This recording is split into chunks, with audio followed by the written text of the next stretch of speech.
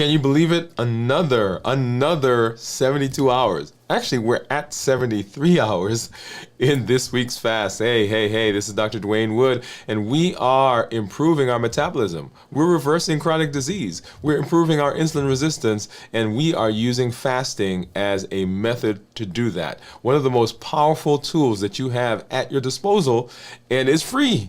You can do it at any time you want, and you are setting yourself up for the best possibility of reversing your chronic disease. Hey, I'm Dr. Dwain Woode. That's Wood with an E if you're new to me. The E stands for endocrinology. Here I educate, I empower, and I encourage you to take charge of your health and your life, avoid complications, and go to the next level. We are creating the life we've always wanted. And here we are living limitless lives, which says that, hey, we're not allowing anything to prevent us from doing what we need to do. We are presenting our best selves, our best health, and our best plans for our lives.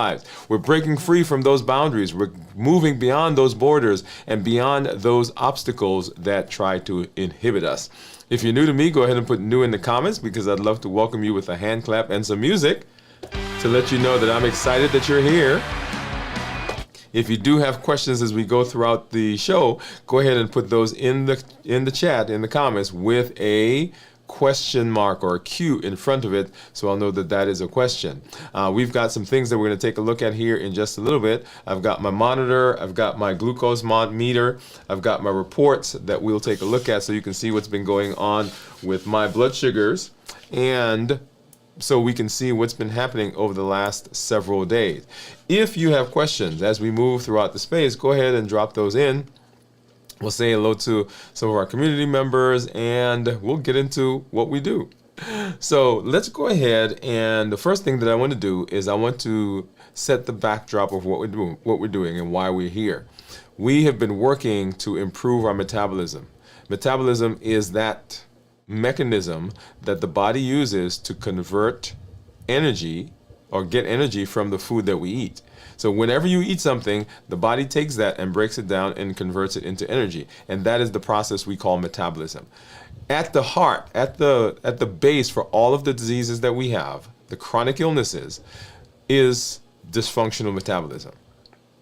Dysfunctional metabolism. So things like high blood pressure, high cholesterol, diabetes, prediabetes, fatty liver, polycystic ovarian syndrome, obesity, and of course, dysfunctional or metabolic syndrome, those are all diseases along the spectrum. And so our goal is to improve our metabolism if we want to reverse, that's right, I used the word reverse, and get rid of and delay and improve our chances of being successful in managing all of those diseases. And so the tools that we're using are the tools that specifically are targeting the underlying problem when it comes to dysfunctional metabolism. And the underlying problem is actually insulin. And we'll talk more about that here in just a minute. Let's go ahead and let's hop over and let's take a look at blood sugars, see what's been going on with my blood sugar so you can see what those numbers are. And then we get into our discussion as we review fasting as one of those tools that we use to improve our metabolism. So right now, according to my Freestyle Libre, and you see this number right here, my blood sugar is 64. And you'll see for most of today, it's been hovering right around 100. It looks like it spiked up to maybe 120, 130 at one point. And then at the end of the day, down here, this graph that you see, this graph is showing what my blood sugars are. Let me change my finger a little bit. There we go, right there. Okay. So the red part of the graph is below 70, and the rest of it is above 70. Actually, I said hovering about 120, but it's actually hovering maybe between 70 and 90, but we'll take a look at that here in just a minute when we look at the Dexcom Clarity, which let's go ahead and do that right now. And so here's my Dexcom Clarity over the last 12 hours. And one of the reasons I like the Clarity is that I can actually put my finger, not Dexcom Clarity, but the Dexcom app. I can put my finger on it and you can actually see what my blood sugars have been going. And you'll see, so for most of today, we've been in the low 100s. And right about here is what I call the toothpaste effect, right? So it popped up to about look at that, 136, right? So we started out right around 110 and then up to 136. and then kind of hovered in the 100s, and of course now it's starting to come back down.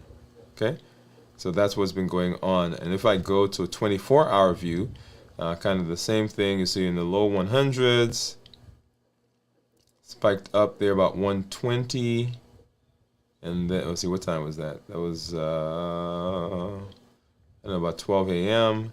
And then the numbers that we just saw, right? So we started out in the 1 teens and then spiked up, and then now we are on our way back down, right? And so let's go ahead and let's look at my monitor or my Dexcom clarity report. And you see there, this is for the last 14 days. For the last 14 days, my average blood sugar has been 113 with a glucose management indicator of 6.0. So that means if I were to get an A1C, this is what I would expect my my A1C to be. I can't call it an A1C because it's a calculated number, but it is a good estimation. I am in target 99% of the time, which is right here. And my target is anywhere from 70 to 180. Now, I always want to make a point here for everyone. When I talk to my patients, I usually tell them that I want their average blood sugar to be between 100 and 120, okay, 100 and 120. So even though that range right there says 70 to 180, I don't want them there. Normal blood sugars are 70 to 99. So even though we've allowed the blood sugars to be higher, it is a safety mechanism issue.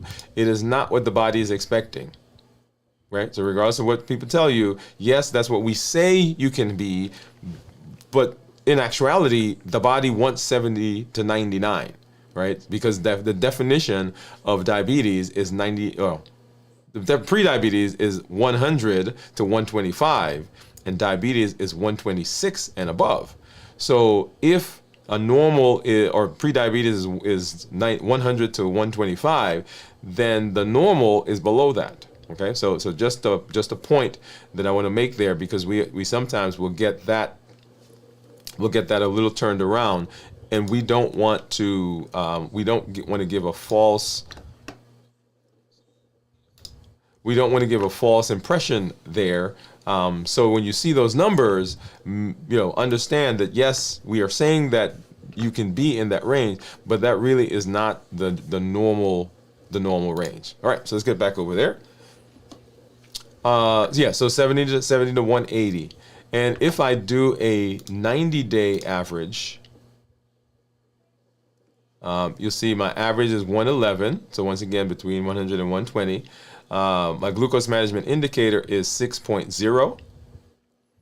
Once again, it is a calculated number, so I can't call it an A1C, but it is a good estimate of what the A1C would be.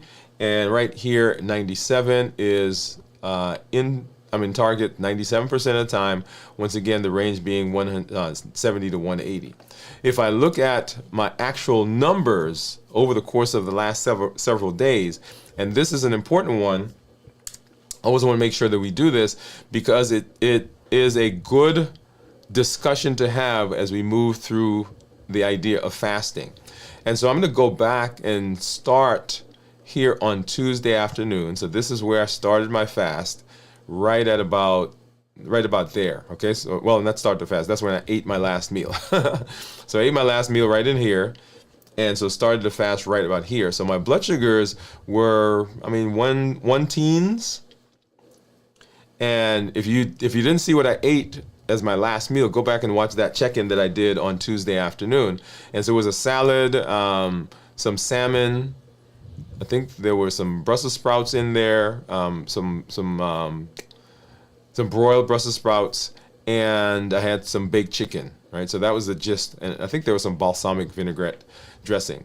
And so that's what I started the fast with. And looking now at the blood sugars following that. So we started out in the 1 teens, and I think it spiked up to about 126. Actually, no, 136. 138, actually, right there. Spiked up to about 138, so 1 teens to 138. And remember, whenever we talk about managing diabetes, for those of you who are diabetic, the marker of whether you did a good job with the meal is, does the blood sugar stay within 40 points of where it started? right? So that's the kind of general rule of thumb. Now, ideally, going back to the idea that normal blood sugars are 70 to 99, ideally we don't want any spiking at all, right? So if we wanted to really say that diabetes is not having an effect, we want blood sugars that are remaining below that, okay? But as a rule of thumb, if your blood sugar spikes or changes within 40 points, then we say that you've done a good job with that meal. So 138, and then I want you to watch over the rest of the next 24 hours, right? So 24 hours, so we started there at 1 o'clock, and going into the next morning in the 1-teens, dip down right here about 102, and then here comes what I call the toothpaste effect, right? So that spikes up, I think got up to 130, actually 140, look at that. And then continued coming back down over the course of the rest of that day. So once again, and then up to 1-teens, right? So right here, I would have been at 33 hours of fasting. Now, if I go forwards, and this was our check-in last night at 56 hours, right? Look at those numbers. And so during the fast, what we want is those blood sugars to not be spiking, right? And so the things that you eat, the very last meal that you eat coming into the fast should be of such, it should be, the composition of the food should be such that it doesn't cause huge spikes. Okay? And then of course, coming into today, as we are now getting to our 72 hours, and actually we're a little bit above 72 hours right now. So we'll come back and we'll make another point about that as we go through our fasting and talk about, today we're talking about how to prepare for the fast, how to get through the fast, and how to end the fast. So the things that we do outside of the fast, very important as well. Let's go ahead, and I want to do a quick check-in with you, and the spaces I always check in with, there are 3 of them, right? So how am I doing physically, mentally, and emotionally now that I'm in the fast? So let's go ahead and just do that. And why do I do physically, mentally, and emotionally? Remember, those are actually 3 of when we talked about the domains of health, there are 8 domains of health. Physical, emotional, mental, spiritual, occupational, intellectual, and so forth.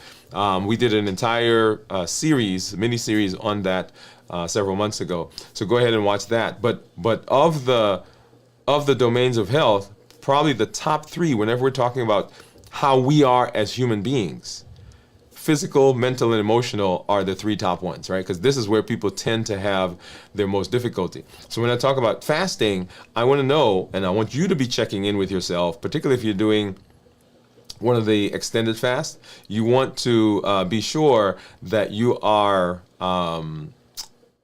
doing well as you go through the fast, because your ability to get through this fast now has impacts and implications on what happens to the fast in the future, because your brain and your body will remember, because it'll say, oh, you remember that time when we tried to fast and it didn't go well, so let's not fast anymore, right? So let's make sure we do that. All right, so physically, how am I doing physically? Well, here, what most people talk about, they talk about their energy when it comes to fasting. They say, well, hey, I'm feeling as though I am drained, or I hit a wall, or I'm walking through mud or quicksand. So those are comments that people make. I am actually feeling pretty good. And the point that I want to make here is, if you are not well rested, then when your body's shifting, because there are lots of hormonal shifts that are going on, lots of chemical shifts, lots of neuronal shifts that are happening. And if you are not well rested, then you will feel those more profoundly than you should. And so sometimes people will feel that they're not used to those symptoms, or they, as the body is going from burning carbs, glycogen, to burning fat, there is that short period where there is an exchange. And so you can feel that as a big dip. So if you're not well rested, that will happen. I am right now rested. I've been doing a good job of this week, because that's our theme for this week, by the way. So we'll come back and talk about that.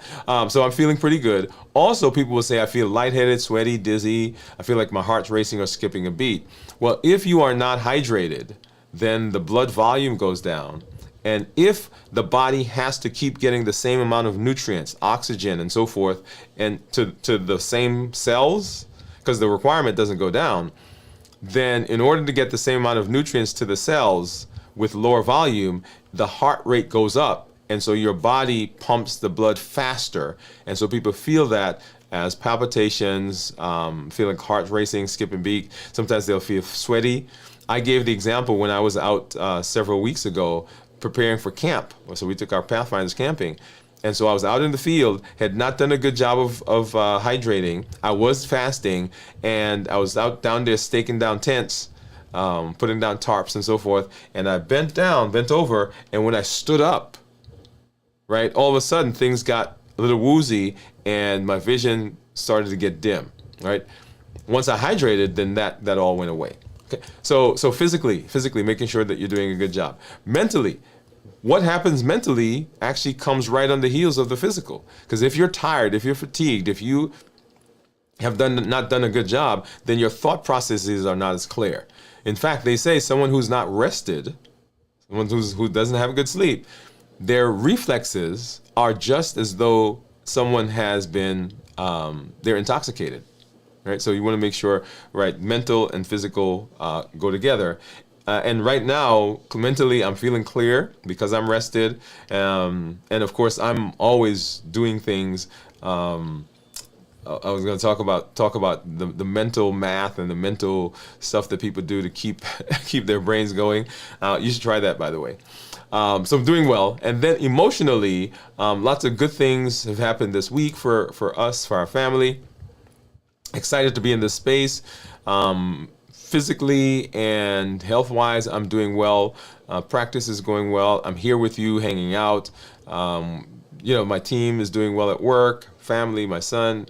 Yeah, so everything is going well. And imagine if I'm rested well and mentally I'm clear, how much that supercharges my emotional being. So right now, physically, mentally, and emotionally, I'm actually doing pretty good. Okay? All right. So I think, let me hop back over here for a minute.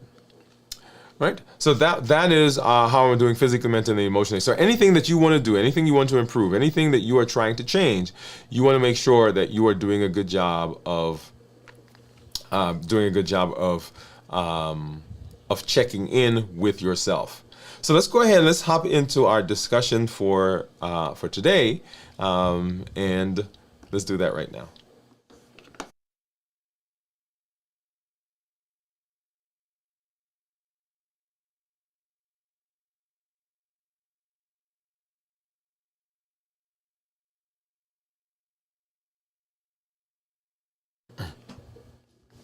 All right, so we are actually doing a review of fasting review.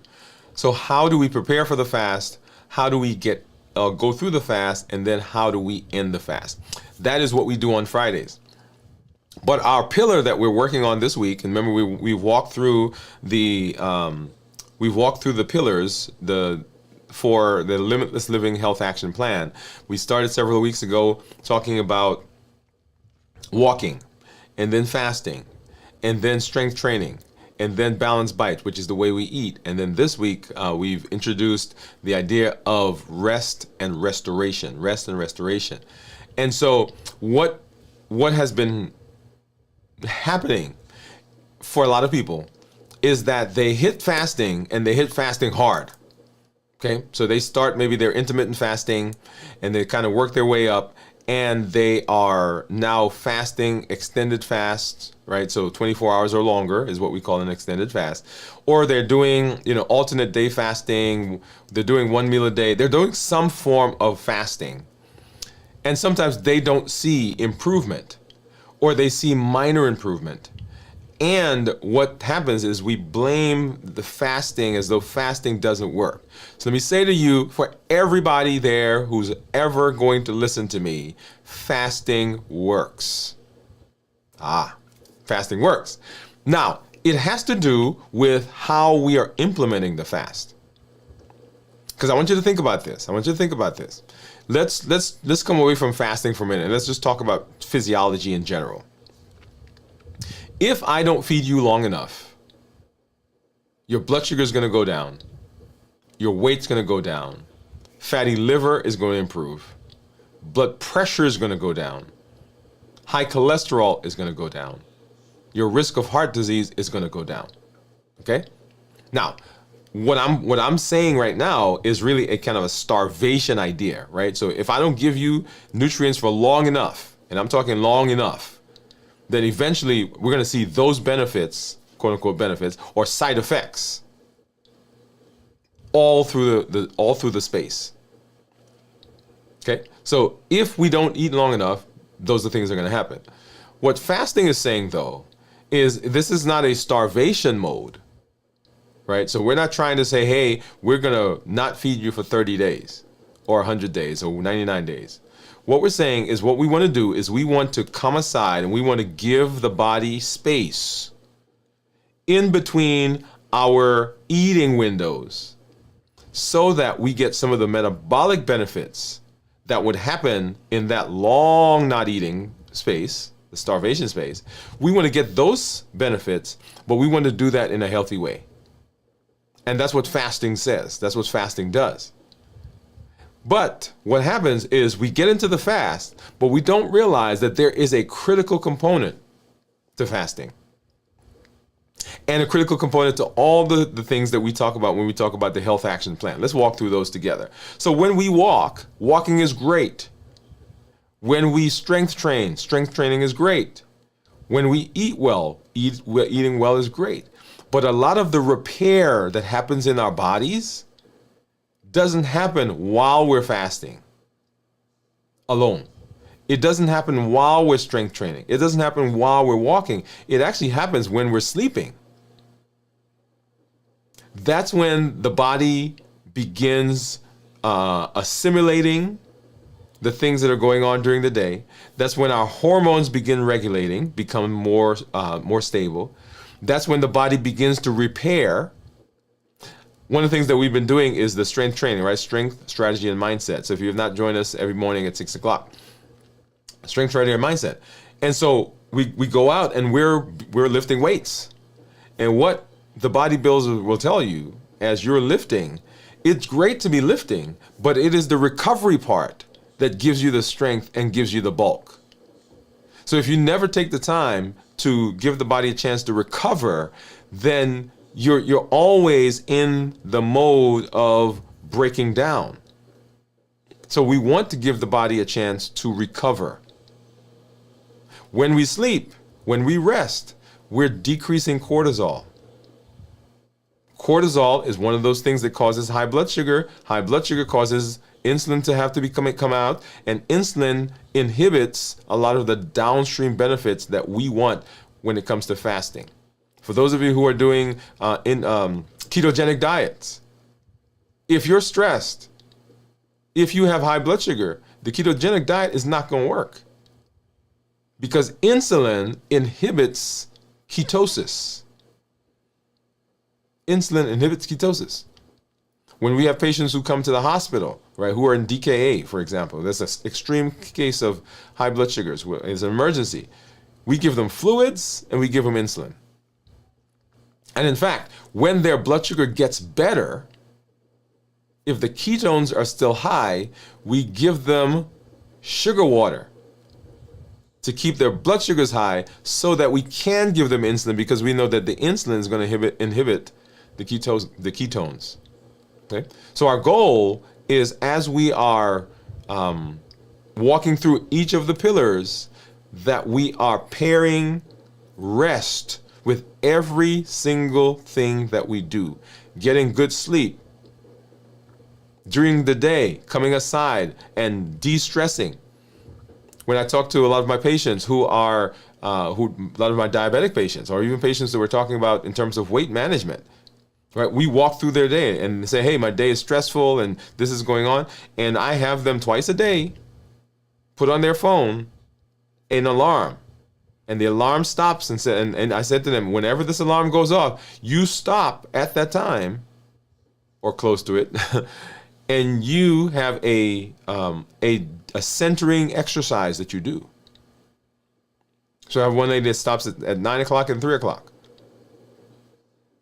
right? 11 o'clock and 1 o'clock, whatever your time is going to be. On my phone, I have an alarm that goes off. And when it goes off, it says, are you willing at this time to do what it takes to be successful?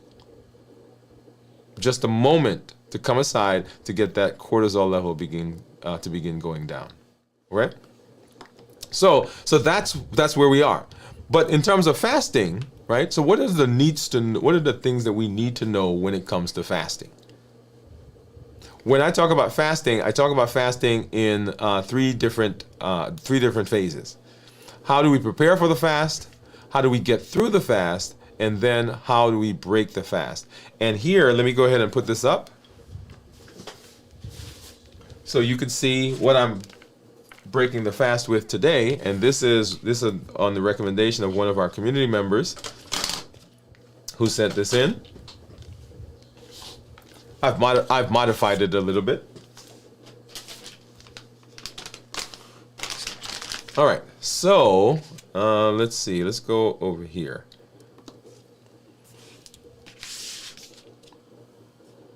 Let's do this way. Okay, so here we go. So what I have is a salad, and you know I always start with the salad, right? So I'm going to put this here. We'll come back and describe the salad, but I have a salad. I've got some dressing that she recommended, so we're going to use that to see what the numbers are. Of course, I have some fat right here, and then I've got some protein with fat. So we'll come back and we'll talk about those as we move through the discussion when we get to the breaking of the fast. But preparing for the fast, getting through the fast successfully, and then, of course, breaking the fast. All of these three are important because how we prepare for the fast has implications of how well we get through the fast, and of course that has implications for how we break the fast and the success that we maintain over the long haul. So let's go through and how to get ready for the fast. So why is preparation for the fast key? Why is that important? Because how you prepare determines ultimately the success of the fast. And you'll see there, right? Preparing physically, mentally, and emotionally. Those are, and there are other areas, but those are the three major places where people will have difficulty. Major places where they have difficulty. Because if we don't do a good job of preparing physically, if we come into the fast with tiredness, then the fast doesn't go well. And throughout the fast, we are always constantly encountering places, because there are going to be some challenges in the fast. And if you're tired, then the brain is going to default to not being able to manage the things that come up in the fast. And so that's not what we want. We want to be able to successfully get through the fast. So if you're not rested, when the body converts from using glycogen to using using fat, then you'll feel that like a big dip, and it'll be more profound than it should be. What you eat coming into the fast, and we talked about the last meals that I do. What you eat coming into the fast is very important, because if you're eating something that is high in carbs, high in processed sugar, then you will have spikes in the blood sugar. The spikes in the blood sugar will cause you to produce insulin, or if you're on insulin, if you're on medication, you have to take more medication to deal with those spikes, and that insulin will derail the fasting process.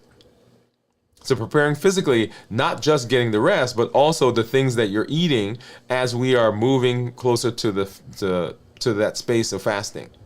Hydration. Well, let me back up to the rest and the processed foods again for a minute. When you are not rested, your cravings go up. When you're tired, you're going to have cravings for things that you would not be craving ordinarily. Or even if you were craving them before, you would have a better chance of overcoming the craving, right, than you are when you're tired. Because when you're tired, when you're fatigued, the brain says, I don't want to make any more decisions. Let's just go ahead and eat it and be done with it. So the cravings go up when you're not physically rested. When you eat those carbs, those high processed carbs coming into the fast, if your blood sugars are spiking, insulin has to come out, right? And insulin is an appetite stimulant.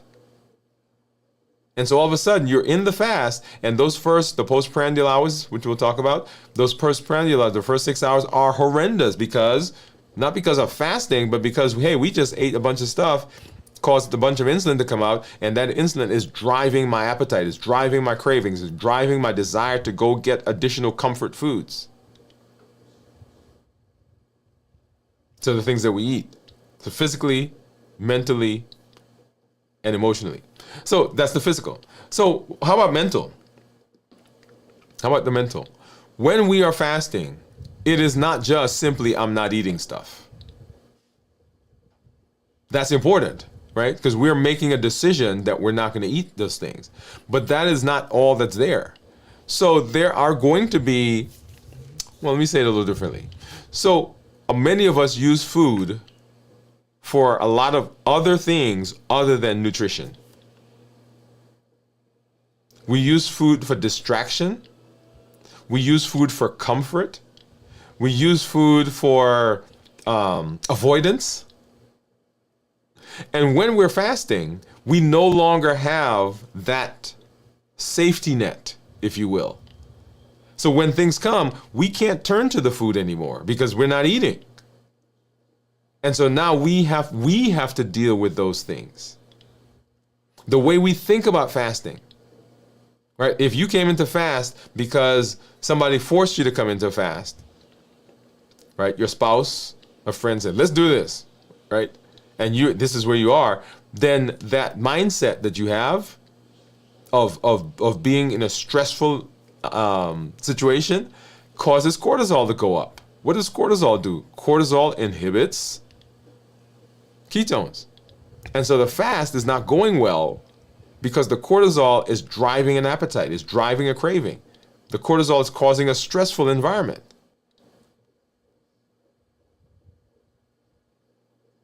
So mentally, we've got to prepare. We've got to understand what the reason is that we're fasting. What is my goal? What is the end of this? I tell people when I come to fasting, when I'm getting ready to fast, I get excited. I get excited because the food noise is about to go away. Right? I don't have to think about food anymore. And if I've done a good job of coming into the fast with a good meal, then those first 6 hours, those postprandial time, there's not a craving. The only time there's a craving is when I see other people, get ready to eat. And then emotionally. So the things that we encounter or our ability to manage our emotions are directly tied to our ability to successfully get through a fast. So if you come through a fast just kind of white knuckling it, okay, just barely getting through because of all the emotional things that are going on, that's not the space we want to be in. So fasting is a choice. Fasting is a tool. Fasting is something I'm using to right my metabolism. It is a choice that I'm making. And once again, when I'm fasting, I don't have the food to blunt, to manage, to avoid, to soothe, to cushion the emotions. I'm out there bare. I don't have I don't have a safety net. I don't have a buffer. I've got to deal with it myself. So I've got to begin developing the emotional tools that I need, that I'm going to need during the fast. Right? So why is preparation important? Also because it allows you to determine the milestones. So when you fast, okay, what is about to happen? What's going on in the fast? How is my body changing? What are the things I'm going to feel? And how do I get through them? Because if you don't, then fasting is a difficult process. And we don't want it to be a difficult process. We want it to be simple and doable over the long term. Now, all of this, all that we've just discussed is enhanced it's supercharged when we are well rested. If you're not well rested, then guess what? You can derail the things that we are doing, the benefits that we say that we want.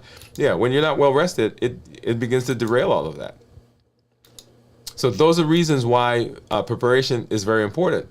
So when we're getting into the fast, we want to make sure that we are processing our food and we are going through our food with all of the tools that we've learned. And remember, balanced bites is this idea that the food that we're eating, right, whole foods first, minimize the processed foods, no added sugar, lean protein, healthy fats, some starchy and non-starchy vegetables. You want to make sure it's tasty and flavorful, and you want to make sure that you have good portion control. This is where we want. This is what we want to happen. Because if we're not doing that, if we are continually because what? here's an interesting one, right? So a lot of times, what will happen is people will anticipate the fast, and they'll say, you know what? I'm about to go into a fast, so I better, and I won't be able to eat whatever, you pick your food of choice. I won't be able to eat this for the next day or the next 2 days, the next 3 days. So I better eat as much as I can. Right? And so say your thing is ice cream or cookies or candy or whatever it is, right? And so you're getting ready to go into the fast to improve your health, to improve your metabolism. That's the goal for the fast. But because your mindset is of such that, man, this is deprivation. I'm not going to be able to do this. I'm not going to, right? Whatever your thought process is. And so I'm going to get as much as I can before I get into the fast. And that process derails the fast, because as soon as you do that, we get spikes in the blood sugar. Spikes in the blood sugar cause insulin, and insulin delays the progression into the benefits that we're looking for. So we don't want that, right? We want to make sure that we're putting ourselves in the best possible light, best possible space to have all the benefits of fasting. And remember that during the fasting, and going back to the idea of the emotions and the habits and so forth, remember our heat model. The heat model says that there are certain things that are going to trigger us. And those triggers happen during fasting as well. So I mentioned earlier that, during the postprandial period, I don't feel hungry if I've done a good job of getting into the fast with a good last meal. Well, one of the times when I have challenges during fasting is when I see my team at work get up and they go to lunch. I'm not hungry, but just the routine, the habit of doing it together. I start my fast on a weekly basis after my team meeting, which happens on Tuesday. The reason I do that is on Tuesday, we're sitting in a room, all of us hanging out, having our meeting and eating. So can you imagine if I had started that fast prior to the meeting? Now I'm sitting in the room, and it's not that people say, oh, well, if you were strong enough. Well, yeah, that's a whole nother conversation. If you're strong enough, great, right? But we are built for community. We're built for connection. We connect over food. And so if I'm sitting in this space with all these people, right, my team, my wife who's there, and they're all eating and they're talking and we're going through stuff, and I'm sitting in the corner, guess what? That's not a good space. And my brain will say to me, hey, you know what? Let's not fast right now. So I deliberately set it after the meal or after the meeting. That's when I start the fast. Number 2, emotions. And I say to people, this is kind of like the roller coaster, right? So you get on a roller coaster, the goal of the roller coaster, well, I think they try to scare you to death, but that's another story. But the goal of the roller coaster is for you to have fun. And so the roller coaster is winding, and at some point in that roller coaster, in every roller coaster, there's a period where it goes up, and it's climbing, okay? And so it gets to the top of that part of the roller coaster. And if you're in that car at the top, you could at that point decide, hey, I don't want to go down. You can yell and scream and jump, do whatever you can, but guess what? The car is coming down. And it's the same thing when our emotions become so intense. You can be angry.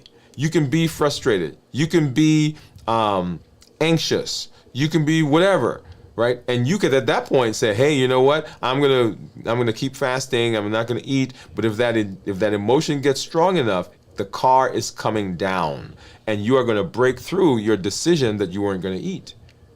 And so I tell people the goal is not to try to stop it up here. The goal is to make sure the car never goes up, or as little as possible. And then access the things that are around us. There are certain things I don't bring in the house because I know me. I know if it's in the house, guess what? I'm going to eat it. And I'm not just going to eat one. I'm going to eat the whole thing until it's gone. So habits, emotions, access, and then taste. Now, if I'm a manufacturer of some food, you know what my goal is?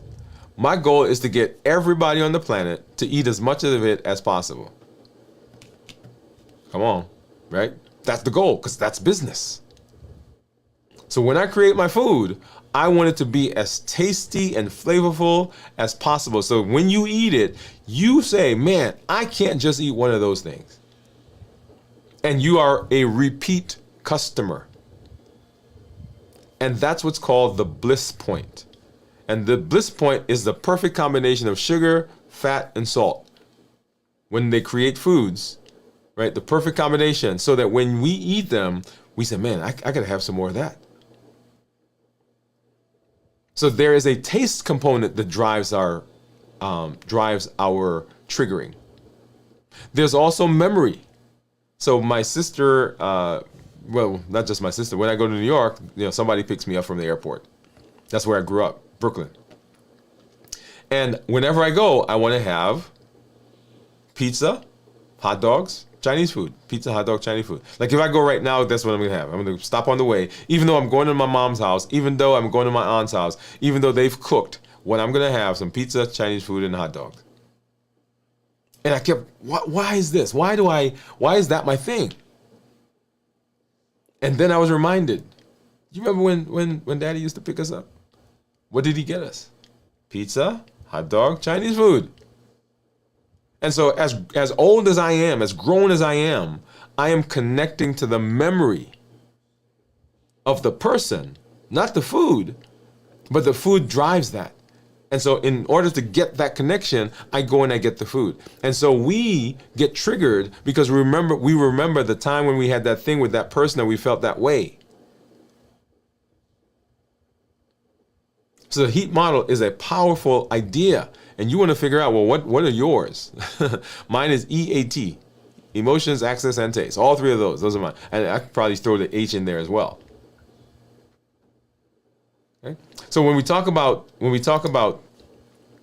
our fasting, there are all these things that are going to drive us. And we want to make sure as we get into the fast that we are preparing ourselves, that we're cleaning out our environment, that we've got the right mindset, that we understand the goal. What is our plan? Why are we doing this? What is my why? Because your why has to be strong enough.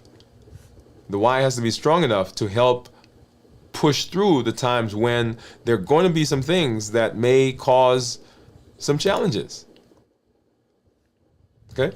So what are some takeaways that I want you to have from the preparation of fasting? There are several takeaways that come directly from the things we just talked about. Well, number one, what I want you to know is the preparation. That preparation is key. I'm kind of scroll through some of that. Preparation is key. Preparation, we want to prepare mentally, which is very important because it sets the tone for everything. We want to get good rest. We want to eat nutrient-dense meals. And we want to get into community. Get into community. Okay? And then, so we talked about the preparing for the fast. Now we want to talk about how do we fast successfully and what's going on in the fast. How do we fast successfully? What's going on in the fast? And when we talk about this, sometimes I'll talk about this in three different segments. Well, more than three. In 24-hour segments, I guess I should say. 24 hours, 48 hours, 72 hours. That's where we are at 72, actually a little over 72 right now.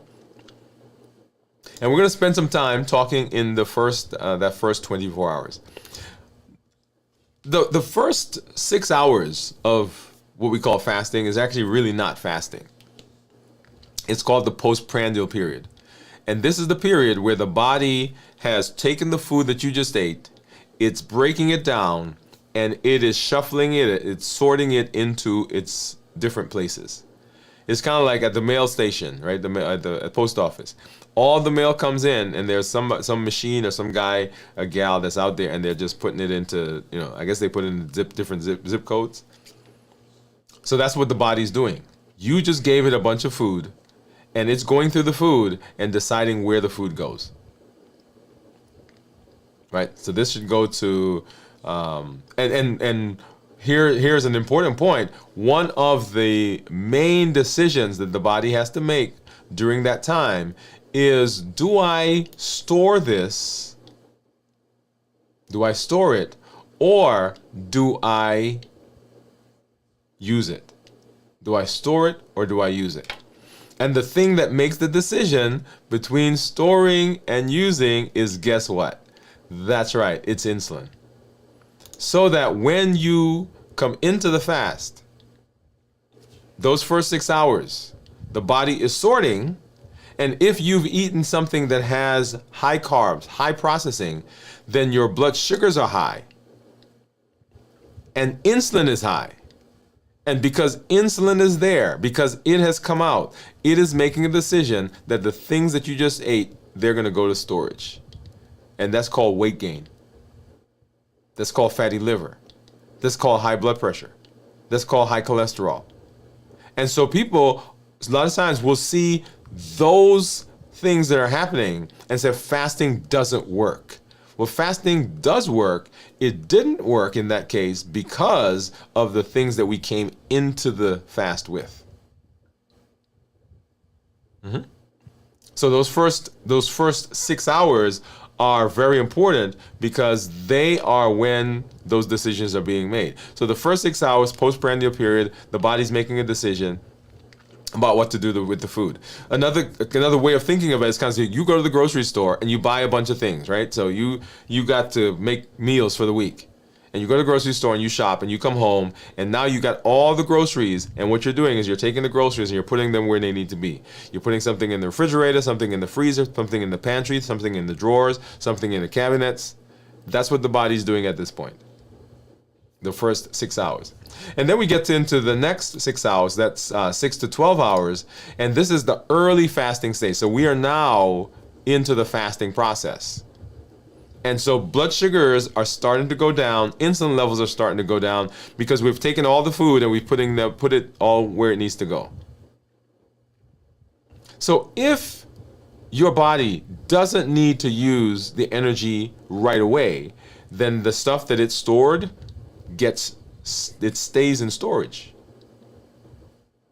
So that for a lot of times we eat and we're in that postprandial period, right? The first 6 hours. And then before the body is ready to actually use some stuff, guess what we do again? We eat. Well, when we eat again, the insulin was just about to get ready to go down, and we eat again. And most of the times we're eating carbs. And so the insulin goes up again and it stores again.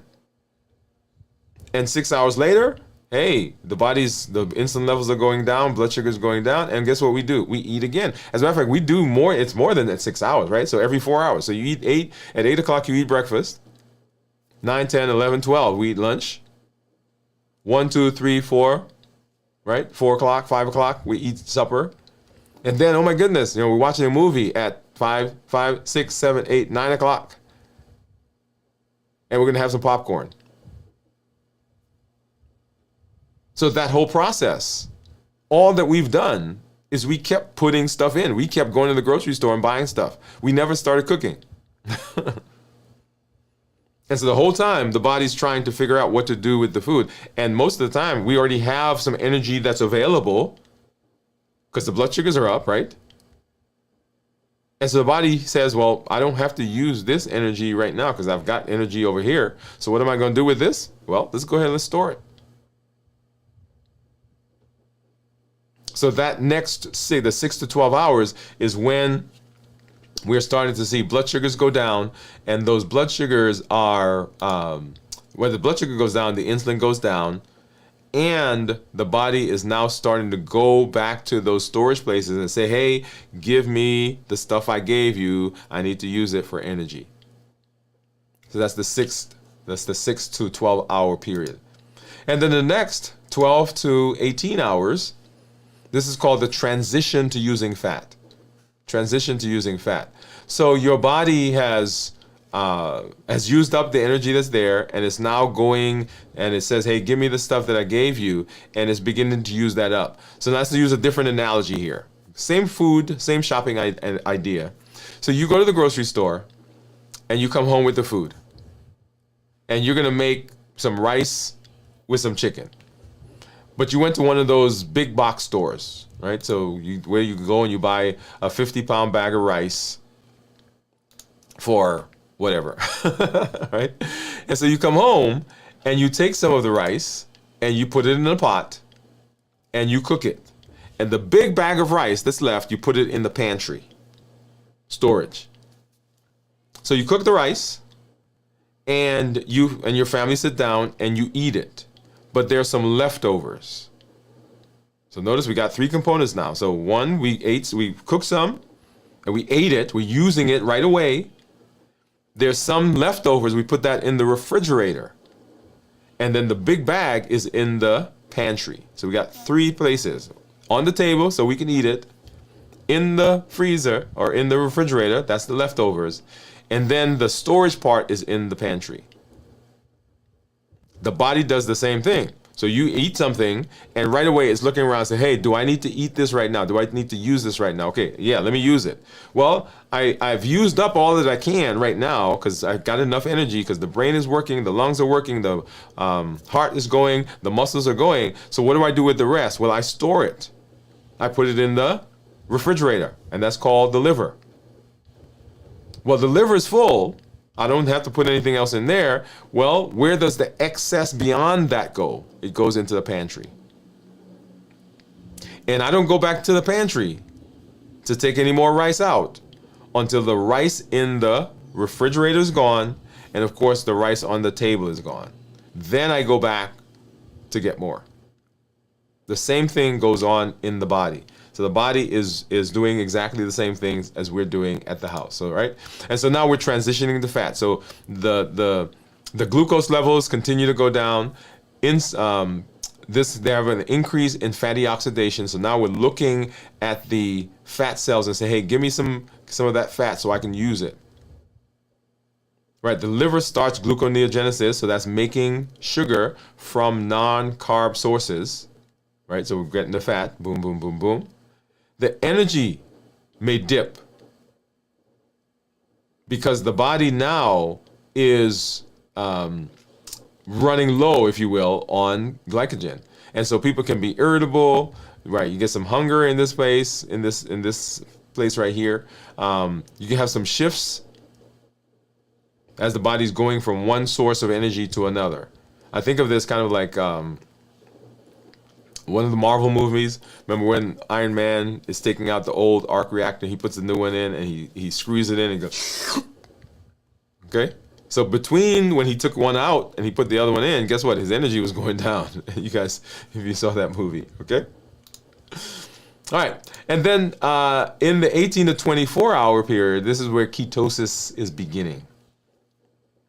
The glucose levels have gone down.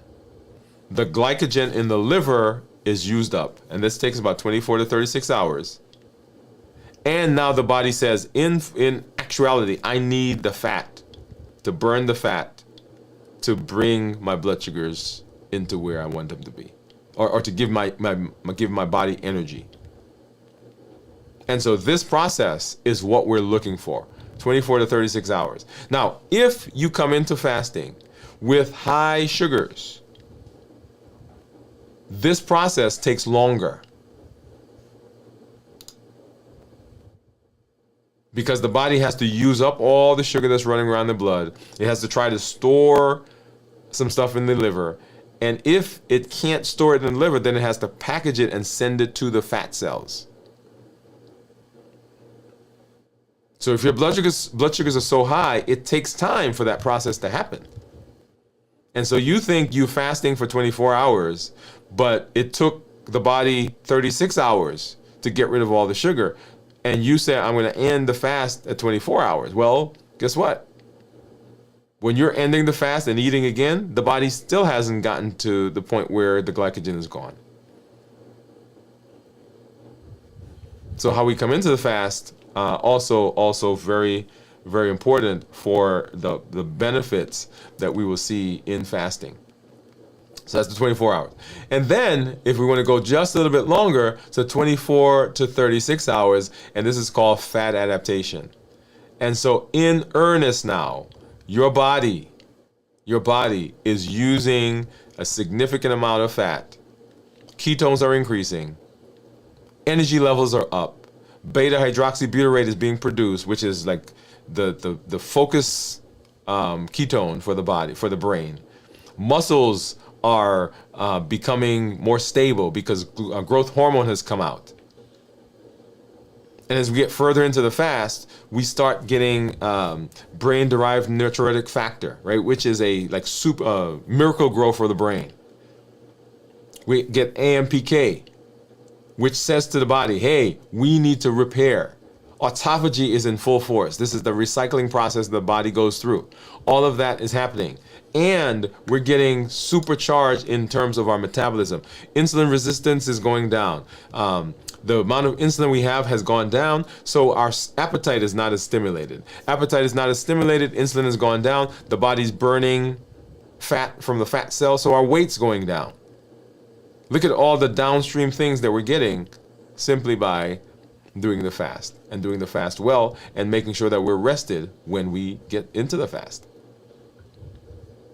That's the beauty, well, one of the beauties of fasting. And so when we talk about fasting, right, preparing for the fast, getting through the fast, understanding what's going on in my body, and then, of course, breaking the fast, just as important as everything else that we will do. If you don't break the fast well, you can undo some of the benefits that you had during the fast, which we do not want to do. Okay? And so here is a good place for me to start doing something, and that is, we're going to start talking about the food. And since we're going to talk about food, great place for me to start eating. Okay, so once again, let's go back to what we've got. So right here, I've got some, this is a salad, and it's actually a cucumber and tomato salad. I've got some mixed nuts in there, and I'm going to add some cheese. Yes, I am. And I'm adding cheese. That gives me some. I guess I could have added avocados to that. Let's go ahead and grab some of this out. Right, could have added avocados when we talk about healthy fats. And then one of our this is one of our community members, and this was what she recommended. So let me see if I can. This is, and no, we're not promoting any particular brand, but this is one she recommended. So she said someone made this for her and it was delicious. Of the things in the salad, the things that are probably going to raise my blood sugars are the tomatoes and the salad dressing. Well, the nuts. Today, tomatoes, the mixed nuts, and the salad dressing. Let's go ahead and let's go ahead and put some. And I shook this up. It's Tuscan Italian with lemon garlic herbs. So let's go ahead and get some on there. I usually do ranch, so we'll see what. I've not had this before. And to add additional protein, I have, this is a hamburger patty with some cheese on it. Got some pepper jack cheese and a slice of cheddar. Okay, so let's go ahead and I'm going to. So most of the times when you see me eating on the show, eating for fasting, getting out of a fast or getting into a fast, you will see that there is salad on the plate in the bowl. The salad actually works as my filler, and so when I eat the salad, I'm getting bulk. I'm also getting fiber. Right, so that is my stretch for my stomach, and the fiber, which blunts the absorption of carbs. And then you'll see me add additional things to that list. So it's always going to start with salad. Let's just say always. Most of the time it will start with salad, because I've done shows here where we started with something else. So I'm not going to say always. So it blunts the absorption of the carbs. And it helps me with my, bulk. Remember, it takes about 20 minutes for the signal to get from the brain, from the stomach to the brain, that we are full. And so if we're not careful, we can out-eat. We can out-eat the meal. So some quick tips before I jump into that and start eating. Some quick tips for fasting. When we are, for breaking the fast. So when we're breaking the fast, we want to monitor blood sugars. We're going to monitor our blood sugars. And we'll put my monitor up here in just a minute so you can see what that is. We're going to monitor the blood sugars because it's important to see what different foods do to your body, what exercise does for your body, what rest does for your body, all of those things, right? Portion control. If I could have everybody do one thing when it comes to meals, right, when we talked about balanced bites, whole foods, minimized processing, no added sugar, lean protein, healthy fats, starchy, non-starchy vegetables, tasty and flavorful, and then portion controlled. Sometimes it's not that we're eating the wrong thing, but we're just eating too much of the thing. And then we want to eat slowly. This is with the idea that, hey, it takes about 20 minutes for the signal to get there. And we want to make sure that we are avoiding sugary processed foods. Very, very important, because that will cause problems for us. Right? That will cause problems for us. We want to also make sure that we are hydrated. Make sure that we're hydrated. Hydration is very important. Before the fast, when we prepare, during the fast, and then breaking the fast as well. Hydration, very important for us to be able to be successful. And then what I want you to prioritize, right? So in your consideration, and let me go ahead, I'm gonna do this. I'm gonna start eating. Get over here. And while I do that, I'm gonna pull up my monitor. So right now I'm 108 on the Libre and 65 on the Dexcom.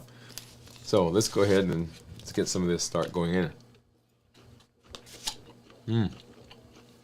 Delicious.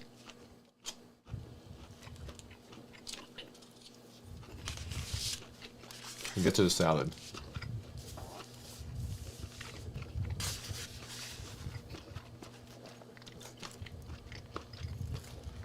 That is good.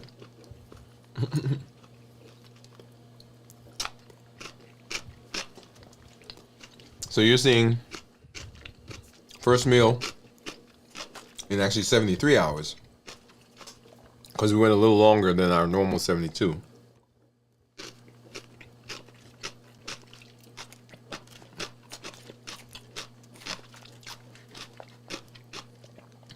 So as I said, one of our community members recommended this salad and the dressing. Now, she didn't recommend the cheese. I added that myself, but so Pam, thank you.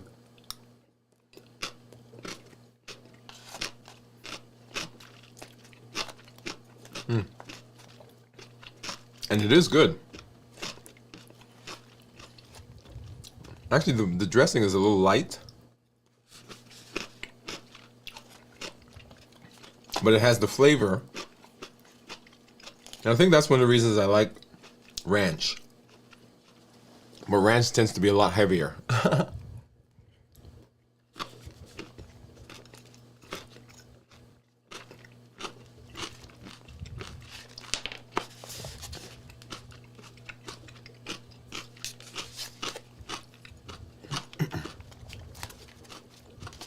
But delicious.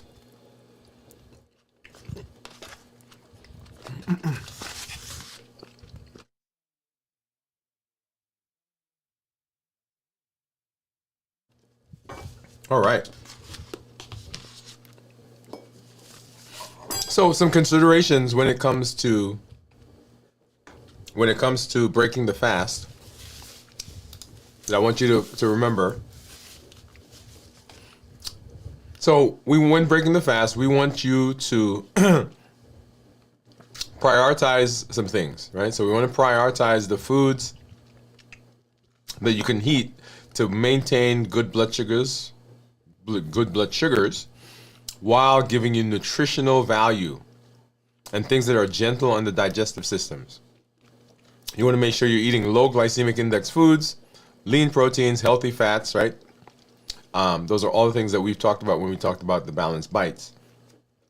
Because how you end the fast is important. The things that you eat at the end of the fast, if you don't do a good job, then your blood sugars are going to spike. When blood sugar spikes, then insulin comes out. When insulin comes out, then all the things that we thought we were getting the benefit of, all of those become problematic, and we lose the benefit that we were getting. Okay? And we do not want to do that. We want to make sure that we are getting optimal benefit from all the things that we're doing. Yep. And so fasting paired with rest, very, very important. Restoration, very important. So fasting opens the door, and the rest gives us the space, gives us the chance to improve and get better. It's kind of like buying a house, and you gut the house. That's what fasting does. It takes out all the junk. It resets. And then now resting allows us the opportunity to get in there and begin fixing the house up. So the pairing of fasting and rest, very, very important. And we'll continue talking about the pillars as we move through the Limitless Living Health Action Plan. We'll be going through more of that. You want to make sure that you're staying tuned for all of that.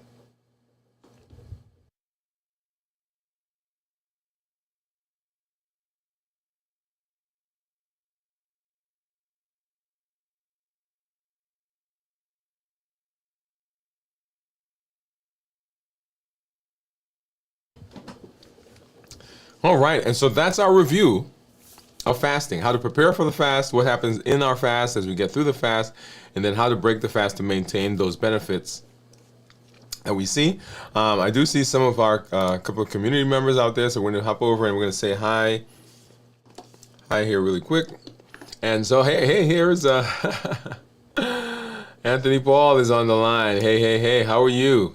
Thank you for coming through.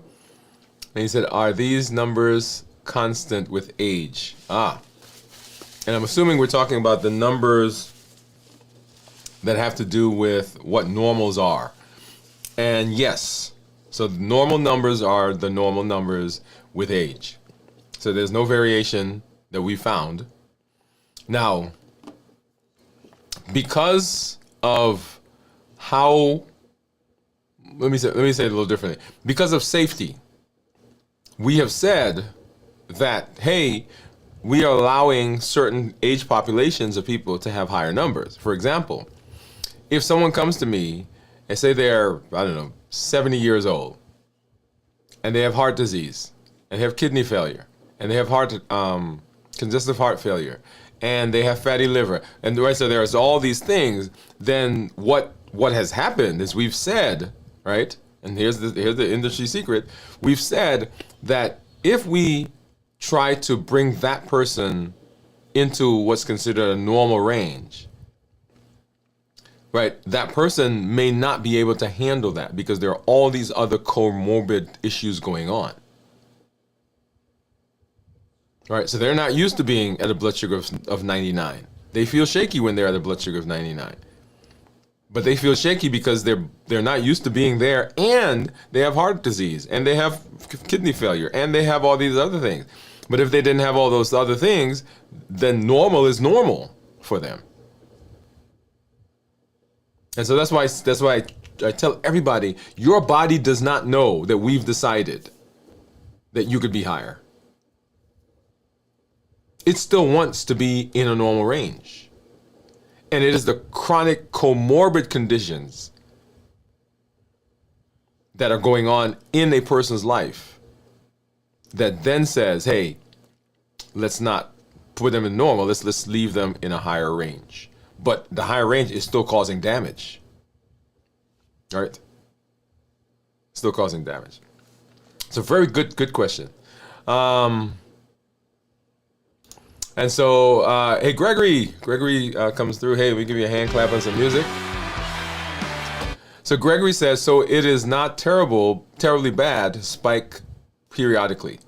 So once again, going back to my analogy or to my concept of normal, anytime the blood sugars are not normal, they are causing damage.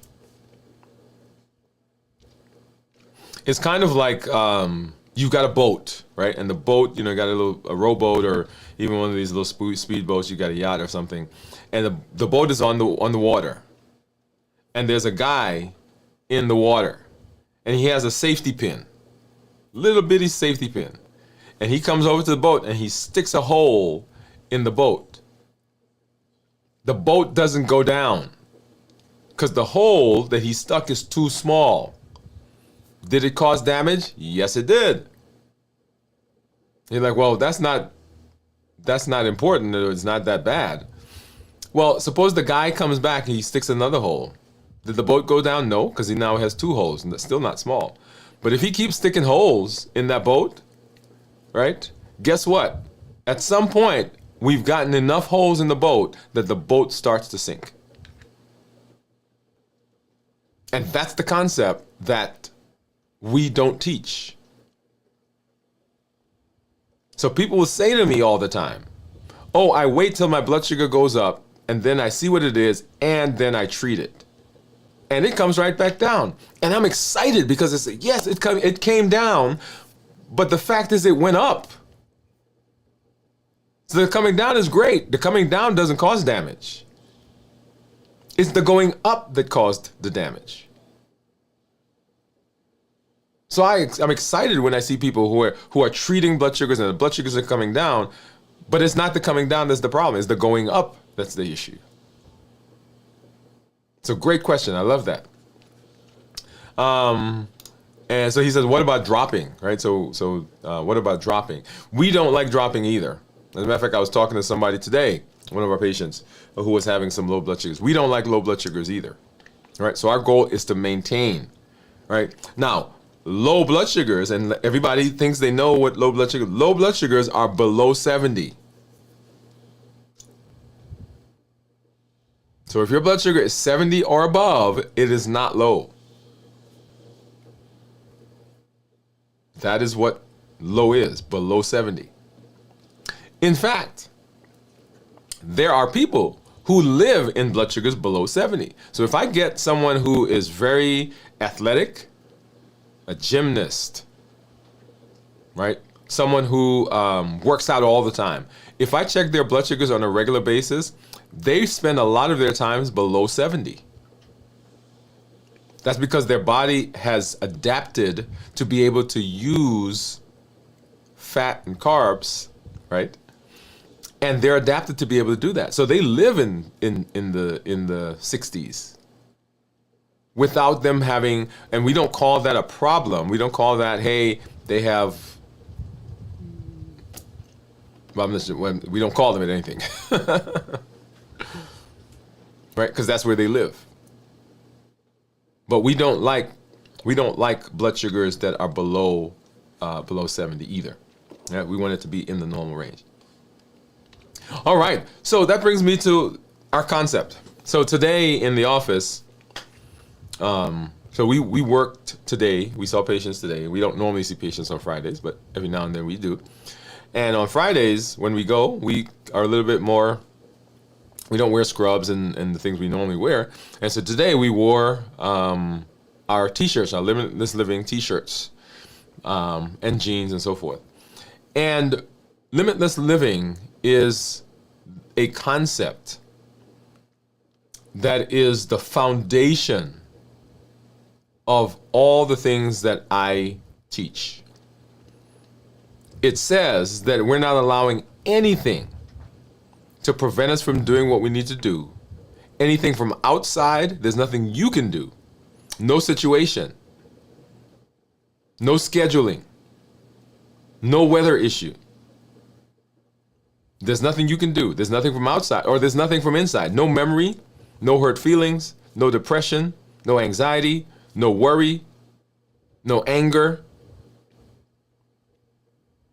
None of that is going to prevent me from doing what I need to do. I'm breaking free from the constraints, from the boundaries, from those obstacles that seem to be in my way. I'm moving beyond that, and I'm presenting my best self, my best health, and the best plans for my life. Now, I want you to go through those three with me. My best self, which means that I've got to be constantly working on me. How to problem solve. How to be in relationships. How to deal with history, the memories, the trauma. How to be social. I've got to figure it out. If I don't like my job, and that's causing me to buffer, to go eat stuff all the time, and I'm putting on weight, even if I'm not putting on weight, I've got to figure out how to do that. Do I get another degree? Do I get another certification? Do I change jobs? I'm presenting my best self. I'm presenting my best health, which means wherever I am right now, I'm always in the process of trying to figure out how to be healthier. There are things that I've done in my life that are now causing damage now, right? So I made some decisions back then. And you're thinking, man, it's too late for me. No, it's not too late. You've had a heart attack. You're on dialysis. You've had eye problems. You've got neuropathy. Yeah, it is what it is. We can't change what happened back then, but I can change right now what happens into the future. So I'm presenting my best self, my best health, and I'm presenting my best plans. A lot of people don't succeed, not because they don't have drive, not because they don't have desire, not because they don't have vision, not because they don't have willpower. They don't succeed because they don't have structure. They don't have a way of making progress even when motivation goes away. Because a lot of times people listen to me, they come to the office and, man, this is so exciting. I love the fact that you told me this, Dr. Woode. And they go away, and if they don't come back to see me, or if they, for some reason, something happens where they are away for a long time, the motivation started when they were in the office. As a matter of fact, you're watching this video right now, and you're highly motivated. But motivation is fleeting. But what lasts is structure. So if you put structure in place, it doesn't matter if you're motivated when you get up in the morning. I don't feel like getting up, but I've got a structure. Got to have somebody who's going to come pick me up to go to the gym. Guess what? I go to the gym. I don't feel like it. I don't want to do it. Today was not a good day, but that person showed up. That's the structure. Somebody came up and they rung the bell or called me and said, hey man, I'm outside.